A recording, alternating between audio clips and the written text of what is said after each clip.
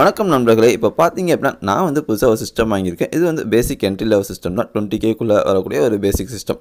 இது வாங்கின பிறகு நான் ஃபேஸ் பண்ண ஒரு ப்ராப்ளம் என்னென்னு பார்த்தீங்க அப்படின்னா, பிசி கேபினெட்டில் லைட்டாக எர்த் அடிக்க ஆரம்பிச்சிட்டு வைக்கா. பிசி ஆன் பண்ணாமல் ஜஸ்ட் ப்ளக்கை போட்டாலே எர்த் அடிக்க ஆரம்பிச்சிட்டு.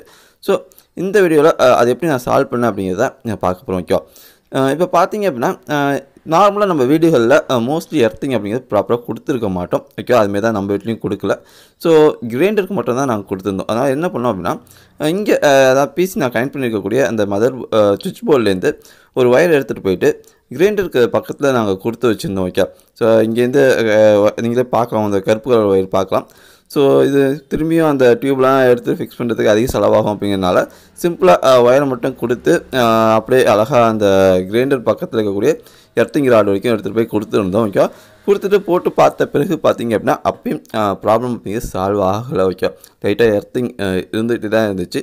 ஸோ ஏன்னு பார்த்தீங்க அப்படின்னா நாங்கள் பண்ணும்போது அது என்ன ப்ராப்ளம் அப்படின்னு கேட்டால் தெரியல இருந்தவர். பட் இருந்தால் திரும்பியும் கூப்பிட்டு தான் பார்க்கணும். ஓகே, ஸோ அதனால் நான் வந்து இப்போ டெம்ப்ரவரியாக ஒரு சொல்யூஷன் பண்ணி வச்சுருக்கேன். ஓகே, இப்போ பார்த்தீங்க அப்படின்னா நான் என்ன பண்ணியிருக்கேன் அப்படின்னா, நான் வந்து பிசிக்கு பின்னாடி, அதாவது பிசி பேனல் பின்னாடி பார்த்தீங்க அப்படின்னா ஒரு நட்டை லைட்டாக லூஸ் பண்ணிவிட்டு அதில் வந்து என்னோடய ஒயரை கனெக்ட் பண்ணியிருக்கேன். இருங்க, இப்போ சிஸ்டம் ஆன் பண்ணிட்டுருக்கேன். ஆன் பண்ண பிறகு நான் உங்களுக்கு காமிக்கிறேன். ஓகேவா, ஸோ கேபினெட்டுக்கு பின்னாடி உள்ள ஒரு நட்டை லூஸ் பண்ணி அதில் ஒயரை சுற்றிட்டு அந்த நட்டை டைட் பண்ணிட்டு, அதாவது எஸ்எம்பிஎஸ் பக்கத்தில் இருக்கக்கூடிய ஒரு நட்டை லூஸ் பண்ணி அதில் டைட் பண்ணியிருக்கேன். நீங்களே பார்க்கலாம். ஓகே, ஸோ இப்போ பார்த்தீங்க அப்படின்னா இந்த மாதிரி நீங்கள் டைட் பண்ணிவிட்டு அதை பக்கத்தில் இருக்கக்கூடிய ஒரு ஆணியில் நீங்கள் வந்து இது டைப் பண்ணிட்டீங்க அப்படின்னா உங்களுக்கு வந்து எர்த்திங் வந்து டெம்ப்ரவரியாக சால்வ் ஆகும். ஓகே, இது பர்மனன்ட் சொல்யூஷன் கிடையாது. டெம்ப்ரவரியாக உங்களுடைய பிசி கேபினெட்டில் இருக்கக்கூடிய எர்த்திங் கேன்சல் ஆகும். ஓகே, ஸோ உங்களுக்கு ஒரு எர்த்திங் இதுமாரி அடிச்சுட்டு இருக்குது,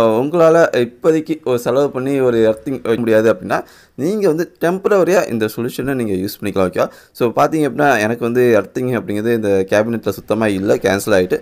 ஸோ ஒருவேளை உங்களுக்கு இந்த ப்ராப்ளம் இருந்துச்சு அப்படின்னா இதை நீங்கள் ட்ரை பண்ணி பார்க்கலாம். ஓகே, இது டெம்ப்ரவரி சொல்யூஷன் அப்படிங்கிறதுனால முடிஞ்ச அளவுக்கு எவ்வளோ சீக்கிரம் எர்த்திங் உங்கள் வீட்டுக்கு அடிக்க முடியுமோ அவ்வளோ சீக்கிரம் அடிச்சிடுங்க. ஓகே, அது மட்டும் இல்லாமல் டெம்ப்ரவரி சொல்யூஷனாக இருந்தாலும் இதை நீங்கள் கண்டிப்பாக கொடுத்து வைங்க. ஏன்னா பிசியை பொறுத்த வரைக்கும் எர்த்திங் இருந்துகிட்டே இருந்துச்சு அப்படின்னா உங்களோட இன்டர்னல் காம்போனன்ட்ஸ் வந்து டேமேஜ் ஆக வாய்ப்புகள் அதிகமாக இருக்குது.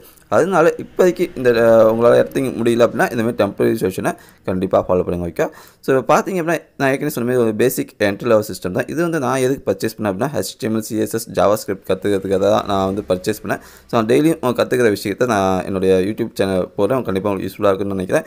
இந்த இன்ஃபர்மேஷன் உங்களுக்கு பிடிச்சிருந்துச்சு அப்போ மறக்காம யூடியூப் சேனல் சப்ஸ்கிரைப் பண்ணி கூட இந்த பெல் ஐக்கான் ப்ரெஸ் பண்ணிக்கோங்க. அண்ட் தேங்க்ஸ் ஃபார் வாட்சிங்.